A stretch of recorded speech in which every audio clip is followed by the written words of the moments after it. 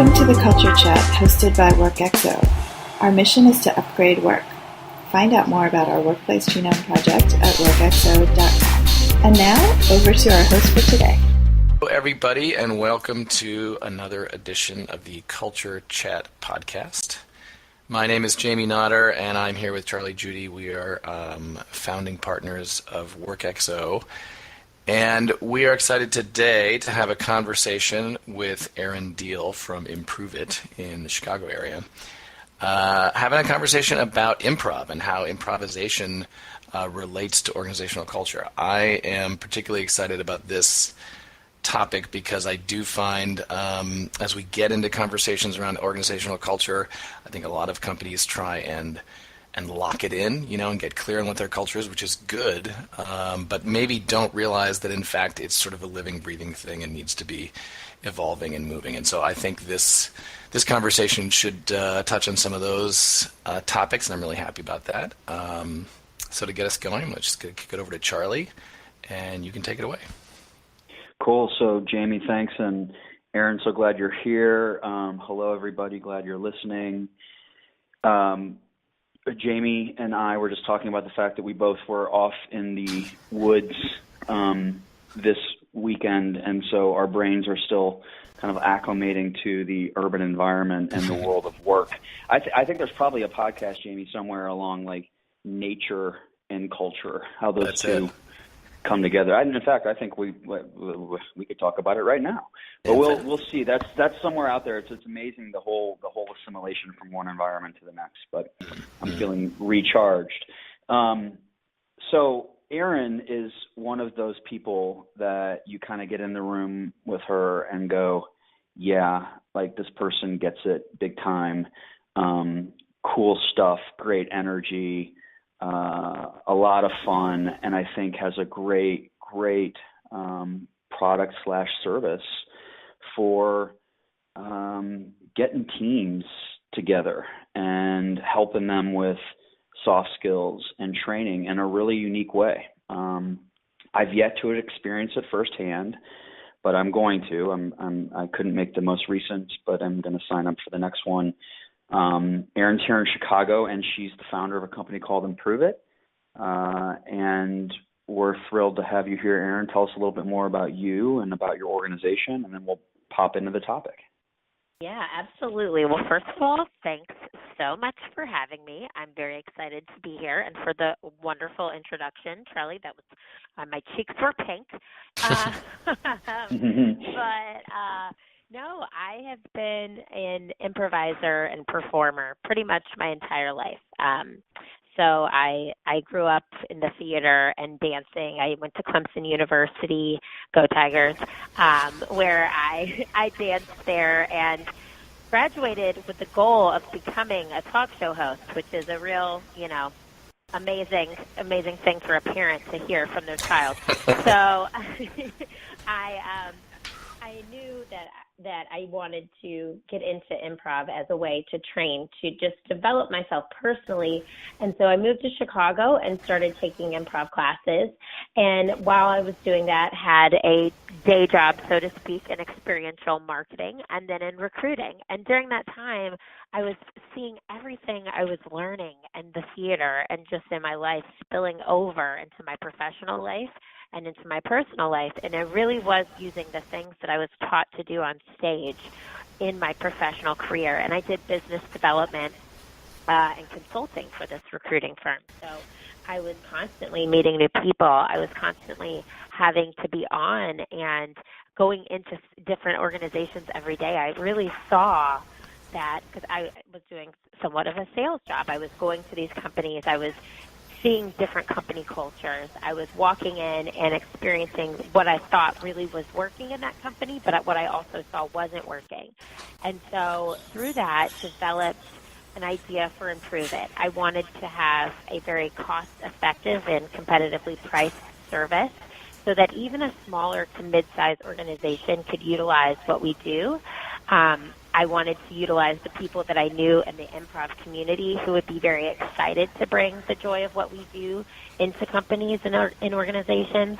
And then I also wanted it to have a social impact. So with every workshop that we do or every client interaction, we donate 5% of our profit to our non-for-profit charity partner called Funny Bones Improv.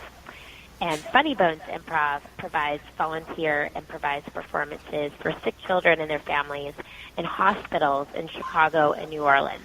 So really excited about that. So when companies work with us, they get a really high quality experience. We do workshops that train on 6 different soft skills. So we have 6 different workshops that train on 6 different soft skills that all utilize improv techniques as the medium to train. And then they also are getting a competitively priced workshop that gives back at the same time. So it's really a win-win, and we have worked with some really awesome clients. We've worked with Groupon, PepsiCo, Crow Horwath, United Airlines was my very first client.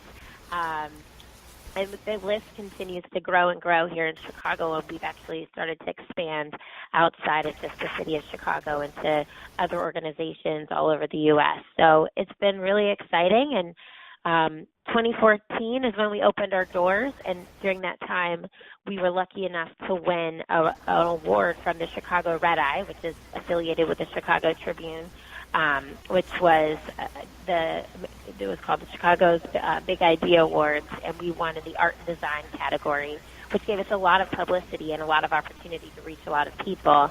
And then nominated in 2015 for an Innovation Award. So we're really excited just where this year is going, and I just really love the opportunity to work with so many great organizations and reach so many people.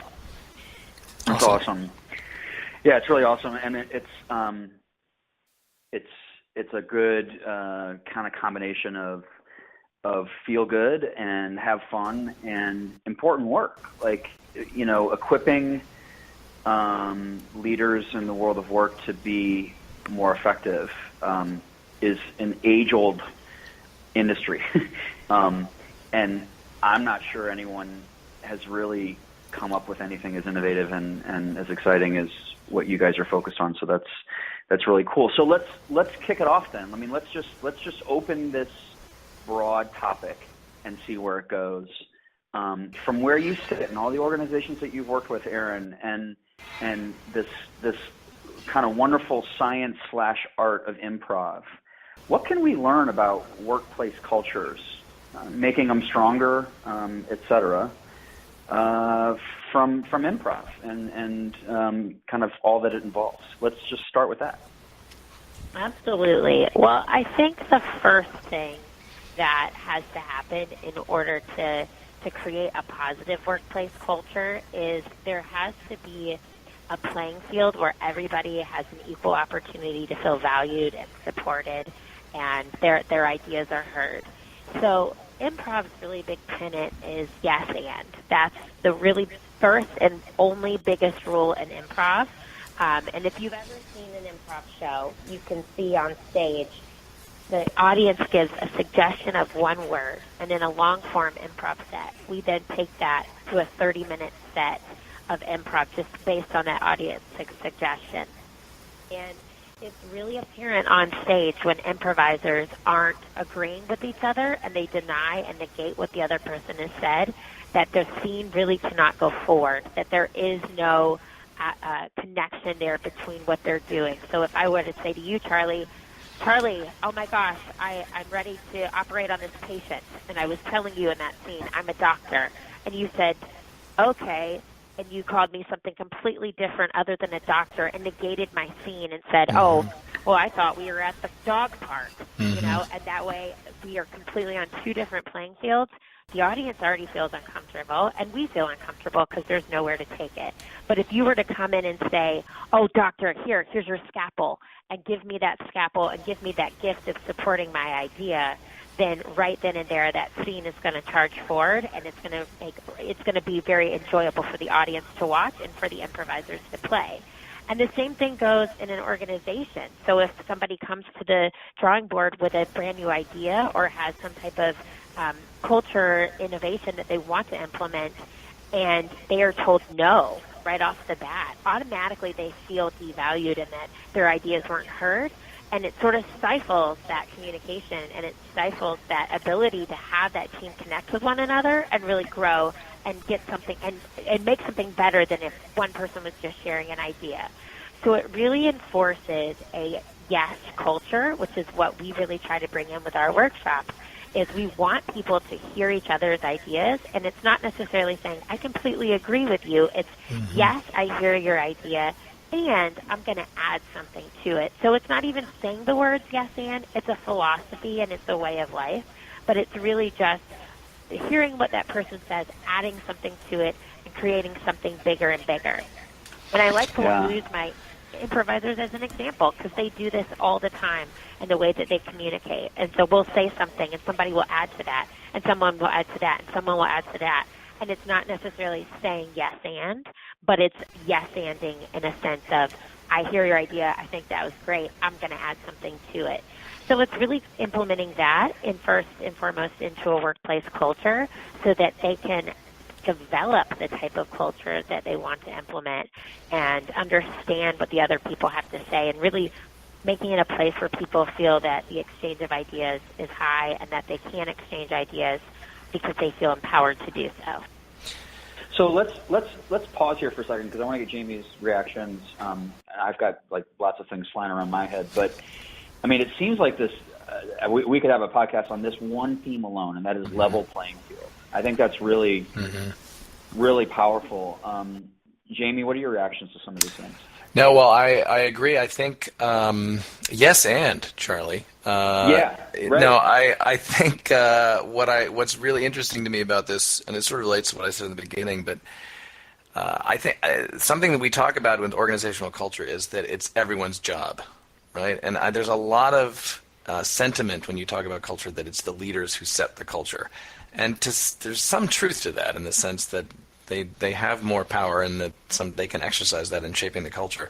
But I've talked to leaders actually who sort of get mad when people tell them, oh, it's all up to the leaders to set the culture, because this one woman said, look, I cannot sustain a culture by myself.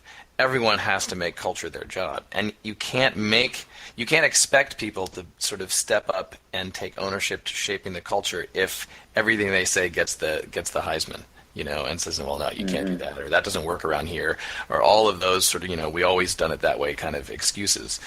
So even if what they say is ultimately not going to be the piece of the culture, if you start with, okay, that was your contribution, that contribution is valid, let's build on that and see where it goes, then you can end up somewhere. But if you start with, I've already ended up somewhere and you just have to agree with me, then that's the people who sort of turn off. I love this idea of being constantly on. Like, you need that in culture, but we don't do that. We only turn on culture when we're discussing our core values, and then we put that away, we go back to the way we normally are. And I think that's one of the reasons why it fails. And so I think this idea that, in fact, culture is in us and it's constantly on and we're constantly working with each other to develop it, I think that would be really cool, actually. Yeah, and I love that. So in the level playing field scenario, I mean, first of all, it means that everybody has the chance to make the first recommendation, or first bring the first idea, or ask the first question, or create the first theme, and then anybody thereafter has the opportunity to play with it, right? And there's this. It may not end up being about that original idea, but it's the process that kind of gets you through it. I think there's a new verb, Aaron, yes anding. Yeah, hey, I like it. I'll take it. It's going to become a new part of the business vernacular. So that's really cool. And so, yeah, go ahead, Jim. I was just going to say, but I mean, and I also want to emphasize, I think, in that conversation, that it's not sort of a Pollyannish, everyone's right. You know what I mean? Like, there's something important about, like you said, Charlie, the process of this is that we're sort of robbing ourselves of power by using this traditional mode of you come up with the perfect right answer and you submit it and everyone agrees with it. We rob ourselves of creativity, of innovation, of energy, of engagement, instead by having people saying, I'm going to put stuff out here and I don't know where it's going to go. And yes, you're a doctor, and eventually I want to bring you over to the dog park. And so I'll give you the scalpel and we'll go to the dog park. And if that doesn't work, we'll go somewhere else. I like that idea, but it's not sort of like touchy-feely, like we all agree. No, it's actually really hard work, but it starts from a premise that everyone is in this. And I do think that's missing in a lot of organizations. So Aaron, go ahead, Aaron. You have two choices. You can elaborate on this topic at large, or you can just. I would like to hear a little bit more about what's the dynamic? How do you watch this come together? Are people uncomfortable? Just describe that a little bit, because I think that has a lot to do with instilling this kind of behavior. People. As Jamie just said, it's hard work. It's not a natural thing for us, right? So Absolutely. How do you make it more natural? Tell us more about that. Sure thing. So, and I love the choose your own adventure scenario right now, Charlie. So I'm choosing to go somewhat in the middle of both. I love both. Cool. So I will say, to just add to this yes and conversation, and to piggyback off the fact that, how do you navigate these uncomfortable waters when this does arise? Once you can get to this place of, I'm going to hear your idea, I'm going to not necessarily, like we said, agree, but once I feel like I'm empowering my employees and my employees feel empowered to have this understanding of no idea is going to be negated, we're only going to build on this yes culture, then you really get to this really cool place. Because if you think about it, all of the exchange of ideas are happening and people are, by feeling empowered, that's when productivity really soars. And that's how I was led by one of my old managers, actually, and she doesn't even know this, but she really did empower my ideas rather than negate. And if she didn't agree, she would find a different way to sort of steer it in a direction that she thought was more appropriate. But she always made that idea feel good, that I brought something to the table. And that's really what we want organizations to do, is get to this place where they feel like they can bring these ideas and that their ideas can be shared, so that when they do get to this yes culture, that's when their productivity is at its highest. That's when they feel like they're doing things, and they're because we can get in a whole different topic about the conversation of millennials, but really and truthfully, they are this workforce of the future. And that is how they feel valued in their role. It's not the foosball table. It's not the pool table. It's not the things that are there. It's their mission. And so when people feel like they have a purpose, and that purpose is fulfilled and being heard, that's when employees feel really engaged and they belong to a culture and a place where they want to stay for a long period of time. And that's when a company sees their sales rocket, and that's when they see the productivity of their employees really, really soar.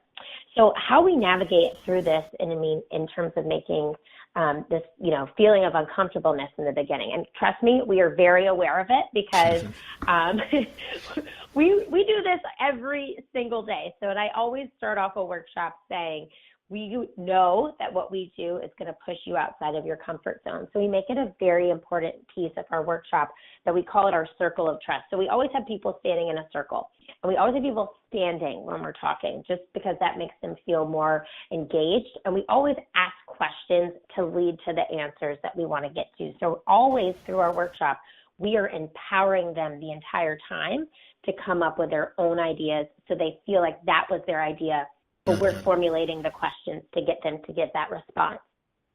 So we know that uncomfortability exists because it is not something that a lot of people are comfortable with.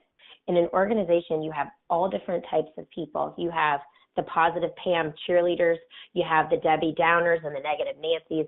You have the people that are really afraid of the word change. And that in itself is a big hurdle to get over. So we know that we have to create this environment walking in to make them feel safe. So we do a couple of activities up front that just get out the jitters and make everybody on the same playing field. We also, in our workshops, I don't know if I want to reveal too much, but I will. We have a chicken hat, okay, which is literally a chicken on a hat. Love chicken. chicken. Love chicken Who hats. doesn't have a chicken hat? Come on. Who doesn't have a chicken hat? So the theme is, whenever you hear the word improv, we pass the chicken hat to the person on the right. And then we also do the chicken dance, the da-da-da-da-da-da-da, da-da-da-da-da-da-da-da-da, anytime you hear the word improv. That happens right away. And then by the end of the workshop, whoever has the chicken hat is the improv chicken champion and receives a Starbucks gift card. So you want this chicken hat. But it's a reminder of a couple things. Number one, improv, much like your job, it requires you to focus on multiple things at once. It also reminds you to put your fears away, play, learn, and have fun. And it gets everybody on that same playing field automatically and makes them feel like, okay, we're all in this together. We could have an intern and a CEO in the same room. And for those 2 hours or however many hours of that workshop, they're on that same playing field. And we don't allow there to be that hierarchy. We really make sure that everyone is on a similar level. And then as we go through the workshop, we have a thesis statement that we work through, and we do an improvised activity about that thesis statement and debrief after each activity. And really and truthfully, the magic happens in itself because improv is so experiential, and unless you experience it, this is always what I say, it's very hard to describe the feeling because it is, I call it magical. It just makes you feel happy and it makes you feel very connected to the people you're with. So it is automatically a bonding experience no matter what subject matter we're talking about because you're doing something that you typically wouldn't on a day-to-day with your coworkers and peers. So this is great. So and Jamie, I'm just going to kind of name a couple things that I heard in this conversation, what Aaron just shared with us. So I think we see these themes flowing through lots of stuff when we talk about culture: permission, trust, comfort zone, permission to fail. It's like this. It's like all former constraints are removed from the equation, and you got to be allowed to be your one true self. I mean, is that what are you hearing? I know we only have like 5 minutes left, but I'm going to go deep anyway. I mean, to me, this is tapping into, I think, fundamentally what's at the heart of our business, Charlie, which is sort of realizing that what has been missing in organizations is humanness, right, and human community. And this idea, and I really love, and I'm going to go on aside, but I really love the example, Aaron, you gave about how some really simple process changes suddenly level the playing field. You know what I mean? Like, you just break people out of their routine where you're always coming to the staff meeting and the boss leads the meeting and does the agenda. Like, it sounds silly, perhaps, the chicken hat thing, but it's like you suddenly realize that, in fact, we're all just a bunch of people around this table. We're all, actually, there's no table, which is important. We're all just a bunch of people looking at each other, and we're human beings. And you know what human beings deeply, deeply love? They love being empowered. They love being in community, and they actually kind of don't like the rigid hierarchical systems we've created. And that community is at the heart of where, also tying into the millennials, where the future of business is headed. And that, like, I love that it's so easy to tap into that. And like you say, it's experiential. Once people have the experience of like, wow, we were just in a circle doing stuff together, and it didn't matter who was who in the org chart. That unleashes like so much power. Again, and like you said, Charlie, this is the stuff that we look at in organizations: trust and change and hierarchy and empowerment. Like, we're constantly digging to find out what's it like there. And it's kind of cool to know that actually in an hour you can get a complete experience of what it's like when you have that stuff. And I'll play the role of Debbie Downer for a second, because here's what I think. Here's what I think many organizations struggle with, and maybe some of it has to do with the size of organization. But one of the things that we also understand at WorkXO and doing the work that we have with culture is that everything needs to be aligned. Like the systems, the even the hard stuff of work, like the tactile stuff of work, the technologies, the systems, the processes, the programs, and I don't care as much as you want to maybe get rid of that stuff, it's always going to exist.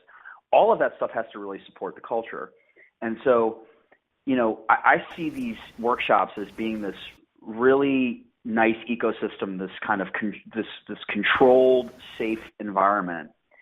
And then yet people have to take that and go back to what may not support that kind of stuff, right? So maybe just, and as Jamie said, we only have a few minutes here, but thoughts, Aaron, on like how well does this, how long and how well does it survive? What does it take to make sure that this kind of then weaves its way into the fabric of the workplace once they've left this kind of comfortable environment? Yeah, that's a great question. And that's actually a question we get a lot from our clients is how do we measure that ROI and how do we, so I think I said this to you before, Charlie, is we always say we don't measure ROI, we measure ROO, which is the return on objective. And so we make sure going into an organization that we have a true understanding of their current culture and then we understand what they want this workshop to do to impact that culture.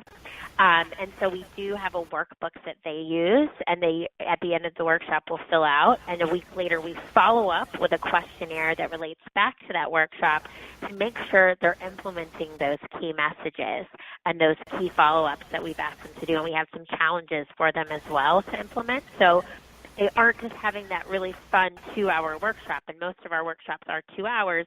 They're taking something away for them, both as a team and both personally and professionally, individually.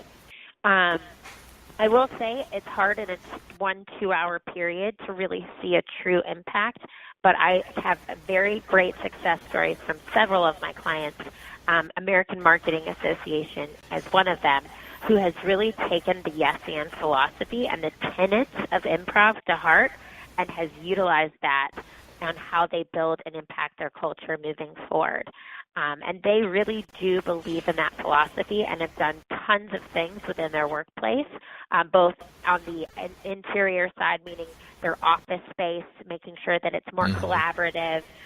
They've made sure that they've done a whole office reorg and making sure people feel very comfortable and empowered, and there isn't that level of hierarchy, that it's more everybody is on that same playing field. And they've also implemented those tenets of improv so that they make sure that the word no is not a part of their vocabulary when brainstorming and when making when having team meetings. So that's really where you can see the impact.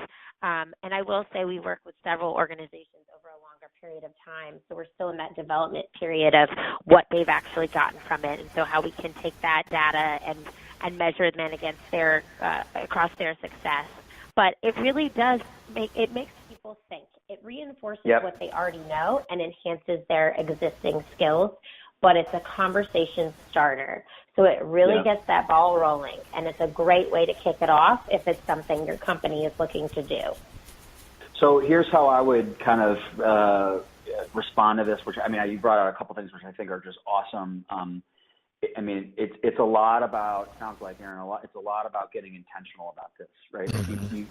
You've got to have, you can't just leave and expect that these new things take root without a little bit of elbow grease, right? And some objectives and maybe even some plans or a playbook, you know. Sure. But the organizations that you've seen that have been successful have been able to really kind of tack onto those things and make them visible and make them vocal and make them, you know, a thing that people continue to experience.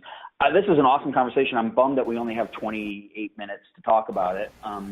And I know that we'll continue to do it offline. I would encourage anybody that's listening to go check out Improv It Chicago and or Aaron Deal. I think it's a really cool thing that you guys have got going. And thank you so much for spending time with us. Really cool conversation. Jamie, you want to wrap it up? Yeah, no, I just echo my thanks. I agree this has been a fun conversation. Anything that gets me all jazzed up about the deep human community-ness of our work makes me very happy. I thank everyone for joining us today. If you have ideas about what we should be talking about or people we should talk to, do visit the WorkXO website, workxo.com, and drop us a note and tell us what you'd like to hear, because Maddie and Charlie and I are pretty flexible about this stuff. So until next time, thanks for joining us on Culture Chat.